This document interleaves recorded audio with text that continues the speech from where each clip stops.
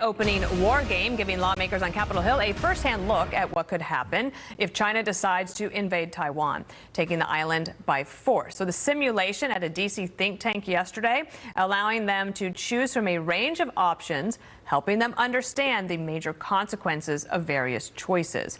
Admiral John Aquilino earlier this week giving them a preview of what to expect. Wargaming is a learning objective. So when people talk about, hey, who won, who lost, wargaming is not about that. It's about learning and understanding vulnerabilities, strengths, and helps you go forward and figure out how to adjust and what you might need.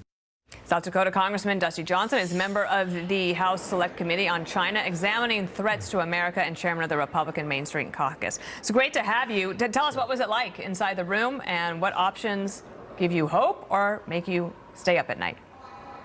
It was eye-opening. I think whether you were a Democrat or Republican in that room, you realize that we have got to get our head on straight, because there is a very real chance that China will use aggression to try to unify Taiwan and China. Listen, Xi Jinping has said that. And when you go through these tabletop exercises, it becomes very clear very quickly that if America just turns the other way, or if we fail to prepare, things are going to get a lot less safe in this globe. We've got some work to do.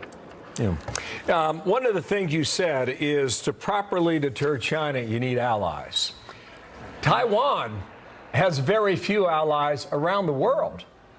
You think about only 12, Vatican City, St. Kitts, Belize. These are the countries or provinces that recognize Taiwan's ability to exist. Beyond that, they've got us, basically.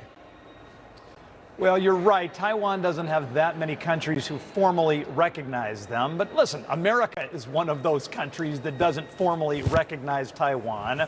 But a lot of that is just a legal fiction that people say to try to whisper sweet nothings to China. The reality is Taiwan has lots and lots of allies. There are countries like the United States of America that will do some important things to defend Taiwan's, frankly, their right to exist. But I think you're raising a good point. America does need to have allies. Let's say that we decide that we want to deter China and that we're going to step forward with some economic sanctions, saying if you invade another country, we're really going to drop the boom on you. Those things don't work if America goes it alone. You need to have the G7 countries. You need to have other allies in the Indo-Pacific willing to step forward and do the right thing. Congressman, any of those options yesterday that you look at, did any of them involve American troops in the actual fight? Well, yeah, absolutely. Now, largely Navy and Air Force. We're not talking about, Marines, boots on the ground there on Taiwan holding the line against Chinese soldiers. But, if China decided they wanted to take Taiwan tomorrow, 95% of the world's chip manufacturing would be lost to America. That's not the kind of thing that we can allow to happen. So what do we need to do? We need to build production here in this country, and we need to build it with our allies, the Chinese Communist Party.